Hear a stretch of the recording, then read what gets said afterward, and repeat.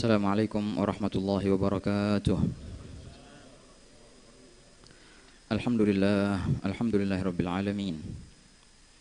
Wa bihi nasta'inu ala umurid dunya wad din. Wassalatu wassalamu ala sayyidil mursalin sayyidina Muhammadin wa ala alihi wa sahbihi ajma'in. Subhanaka la ilma lana illa ma 'allamtana innaka antal alimul hakim wa tub 'alaina innaka antat tawwabur rahim. Allahumma ya Fattah ya Alim ya Fattah ya Alim ya Fattah ya Alim iftah alaina fathan qariba ya arhamar rahimin. Allahumma la sahla illa ma ja'altahu sahla wa anta taj'alul hazana idza syi'ta sahla. Allahumma sahhil lana hifdzal ulum wa hab lana wasi'atil fuhum bijahi nabiyyikal ma'sum sallallahu alaihi wasallam. Allahumma inna nas'aluka al-'ilma ladunni wal mashraba as-safil hani ya Wahhab ya Ghani. Wa na'udzu bika Allahumma min 'ilmin la yanfa' wa qalbin la yakhsha' wa 'amalin la yurfa' wa 'ainin la tadma' wa nafsin la tashba' wa da'watin la yustajabu laha bi rahmatika ya arhamar rahimin ya arhamar rahimin ya arhamar rahimin. Nawayna at-ta'alluma wat ta'lim wat tadhakkura wat tadhkir wan naf'a wal intifa' wal ifada wal istifadah wal hath 'ala at-tamassuki bi kitabillah wa sunnati rasulillah wad du'a ila al-huda wad dalalata 'ala al-khair ibtigha'a wajhillah wa mardatihi wa qurbihi wa thawabihi subhanahu wa ta'ala. Nawayna ma nawa bihi aslafuna as-salihun. Nawayna ma ahata bihi ilmu Allah Ta'ala min husnin niyat. Alhamdulillah, senantiasa puja dan puji syukur kita haturkan kehadirat Allah Subhanahu wa Ta'ala atas limpahan nikmahnya dan hidayah dan taufiknya. Dan alhamdulillah kembali kita bisa bersama dalam kajian malam Khamis.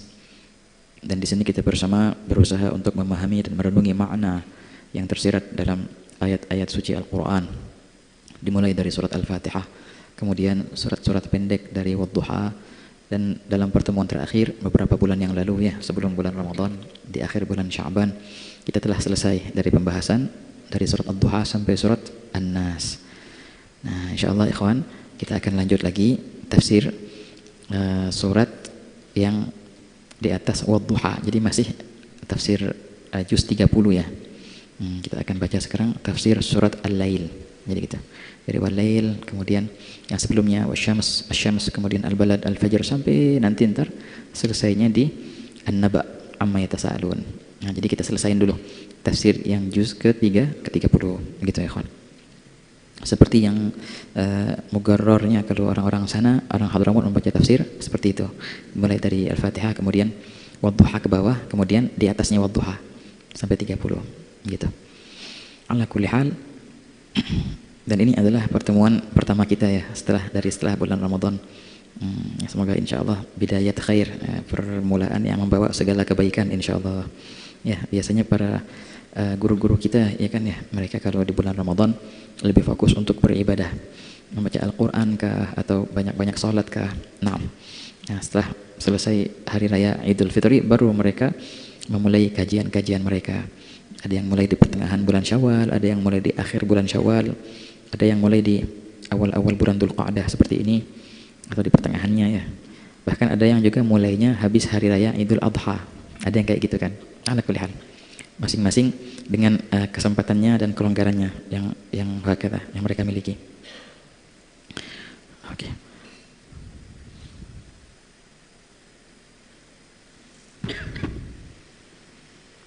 Baik. Kita akan membahas di sini surat Al-Lail, dan sebelum kita masuk ke surat Al-Lail jangan lupa ya teman-teman, pasang niat yang baik dalam menuntut ilmu. Nah, niatkan kita belajar ilmu ini untuk membenahi diri kita, bukan untuk jadi timbangan untuk orang lain. Jadikanlah ilmu ini timbangan untuk dirimu dulu, sebagai kaca untuk dirimu sehingga engkau bisa membenahi dirimu.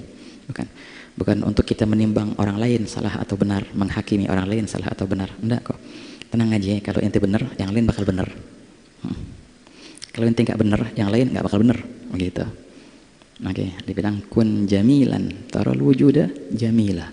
Jadilah engkau orang yang indah, maka niscaya engkau melihat yang lain juga indah. Kalau sebaliknya gimana ketika kita melihat yang di luar sana buruk, sebenarnya nggak semuanya kok buruk. Itu biasanya ya cerminmu yang buruk. Alam semesta hanyalah cerminan daripada dirimu. Bila mana engkau melihat keburukan di luar sana, ini adalah cerminan daripada dirimu. Wah, kata ikhwan. Nah, itu dia sebagian kaum solehin ketika mereka bermimpi guru mereka dalam keadaan yang kurang baik. Ane lihat guru ane kok gini keadaannya gitu. Akhirnya pagi-pagi hari dia bilang ke gurunya, "Ustadz, ane semalam mimpi antum tapi keadaannya kurang baik." Senyum ustadznya, "Masya Allah khair, terima kasih, mimpinya semua mimpi itu baik kok, tenang aja." Itu apa artinya? Ya bisa jadi itu menjadi, memang biasanya kaca daripada dirimu. Begitu ya kawan. Oh begitu. Juga sama. Ketika orang senantiasa dia berprasangka baik,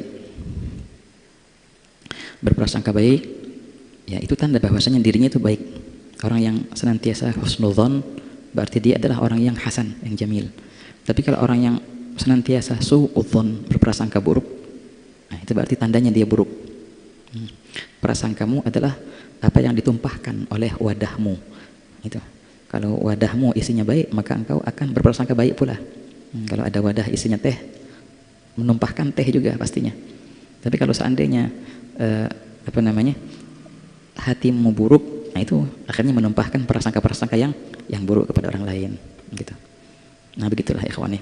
Nah maka niatkan kita menimba ilmu ini untuk membenahi diri kita. Kanal Imam Malik bin Anas, Imam Darul Hijrah, sebagaimana dikatakan oleh muridnya Ibnu Wahab berkata, Gala Malik, ma ta'allamtul ilma illa li nafsi. Tidaklah aku menimba ilmu ini melainkan untuk membenahi diriku, kata beliau. Wa kadzalika kanan nas, dan seperti ini aku melihat para guru-guruku, orang-orang yang dahulu menimba ilmu untuk membenahi dirinya, bukan memvonis orang lain.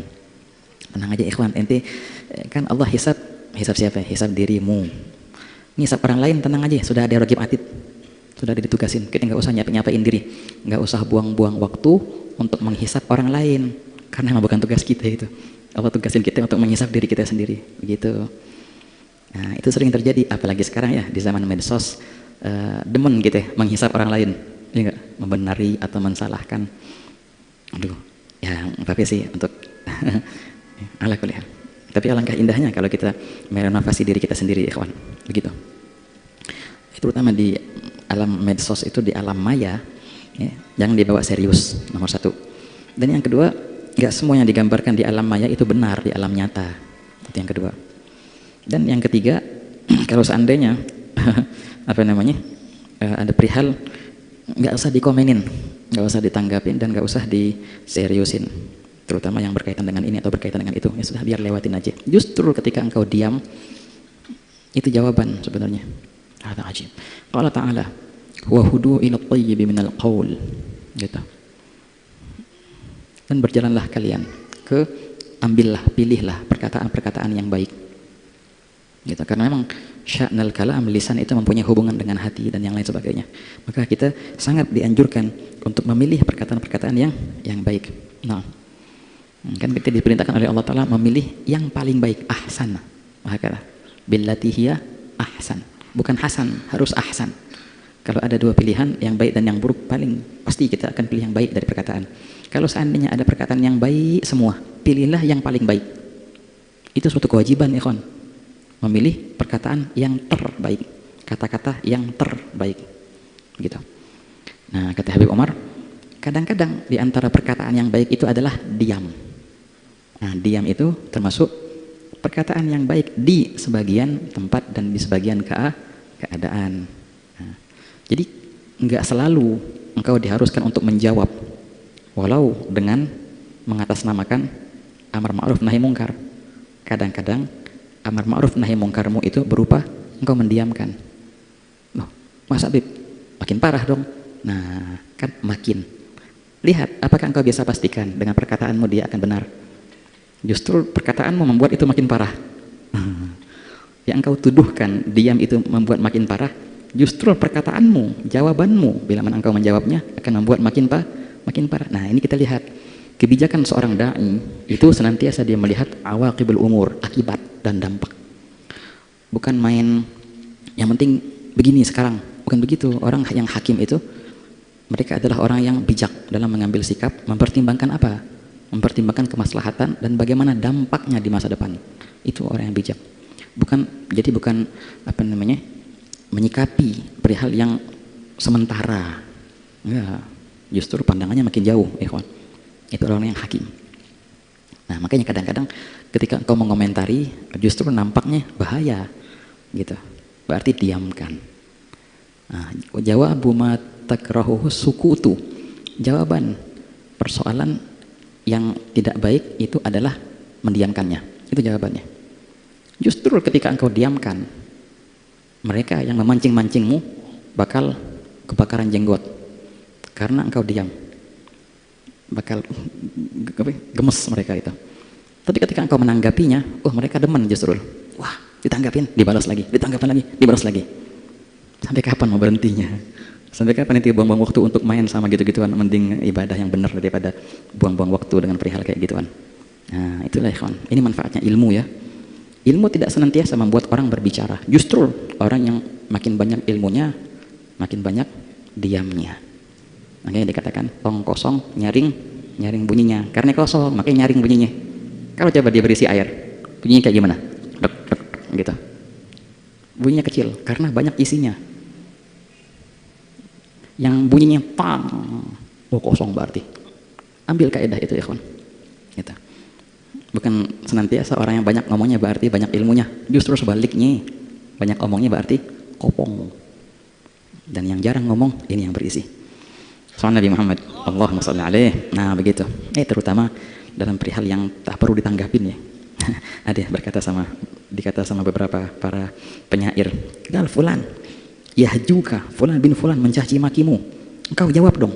Jawab. Ngapain jawab? Jawab. Mana pembelaan? Kalau aku menjawabnya dengan syairku ini mahal. Aku nggak mau dia masuk namanya dalam syairku, masuk sejarah dia ntar. Akan ditulis dalam sejarah, dia nggak pantas untuk masuk sejarah. Nggak pantas namanya ada di syair-syair aneh. Lagi ngapain juga nih jawab? Nah begitu. Pantaskah fulan untuk engkau buang waktumu deminya? Waktumu itu waktu yang mahal semua. Semestinya engkau gunakan waktumu itu untuk sarana mendekatkanmu kepada Allah. Bisa engkau dekat dengan Rasulullah.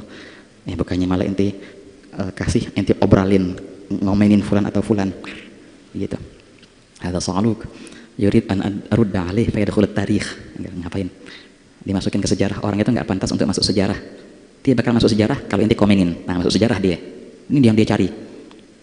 Pantaskah dia masuk sejarah? Nggak pantas masuk sejarah. Ya sudah, jangan dikomenin biar ngilang di apa namanya? Ditiup angin dan ngilang. Ketika engkau mengomeninnya, maka kuat akarnya. Masuk sejarah ntar. Nah, nggak pantas masuk sejarah orang kayak gitu. Sallallahu Nabi Muhammad, Allahumma shalli. Nah, itulah ikhwan. Alangkah indahnya diam.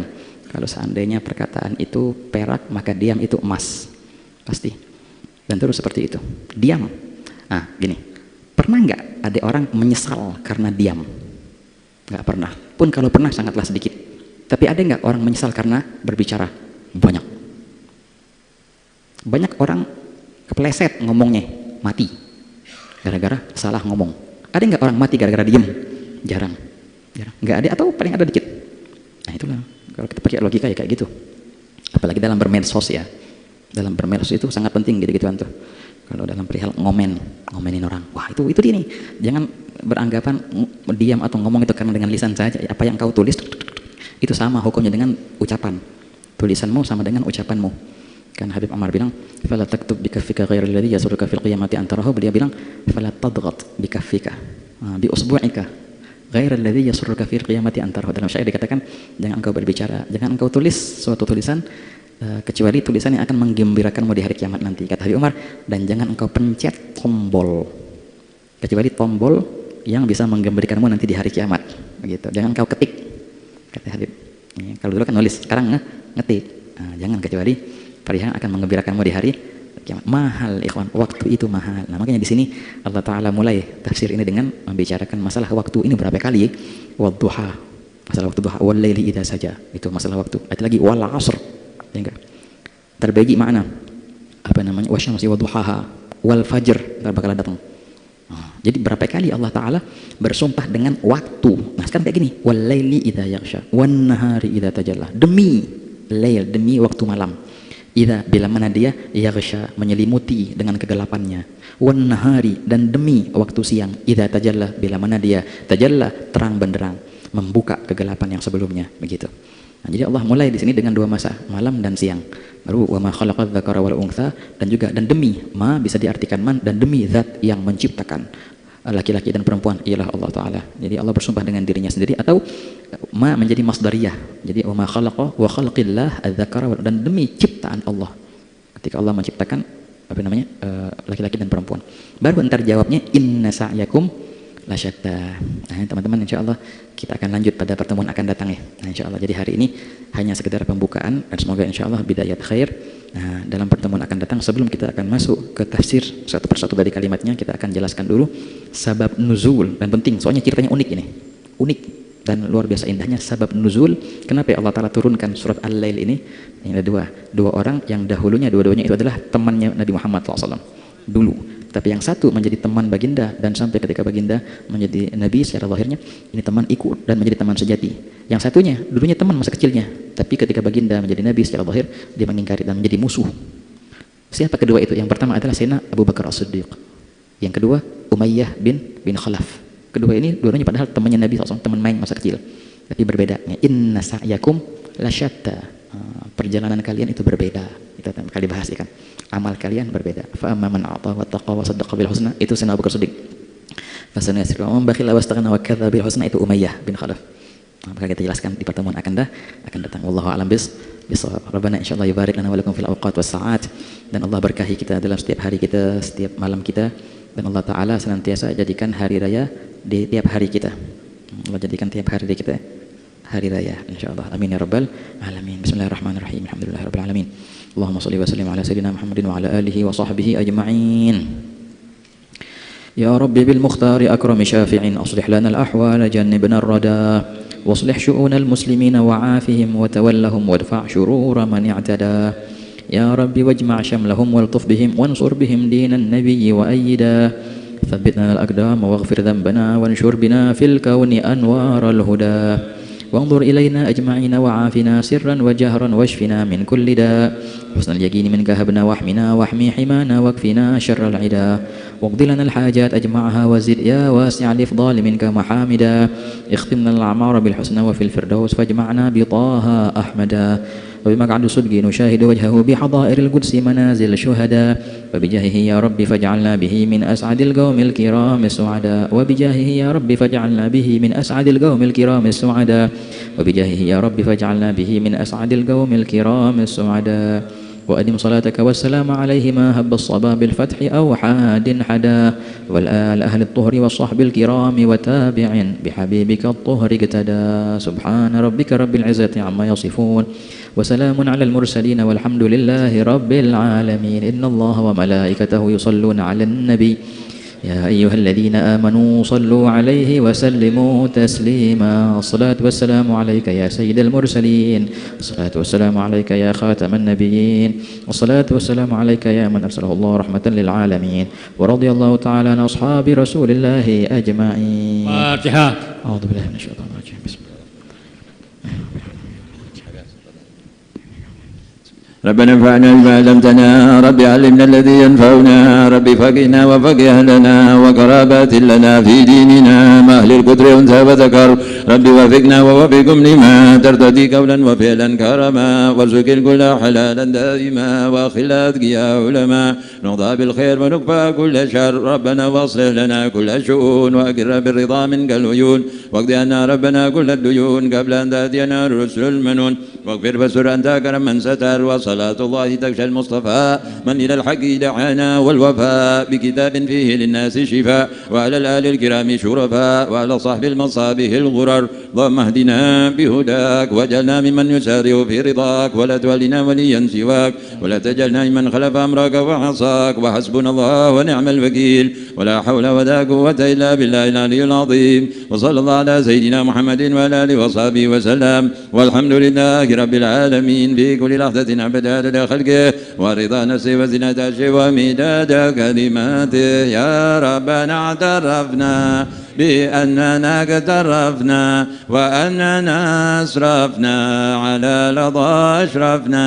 فتوب علينا توبة تغسل كل حوبة واستر لنا العورات وآمن الروعات واغفر لوالدينا ربي ومولودينا والأهل والإخوان وسائر الخلان وكل ذي محبة أو جيرة أو صحبة والمسلمين أجمع آمين ربي أسمع فضلا وجودا منا لا باكتساب منا بالمصطفى الرسول نحظى بكل سول صلى وسلم ربي عليه عند الحب وآله وصحبه إلى طش السحب والحمد لله في البدء والدناء قبول.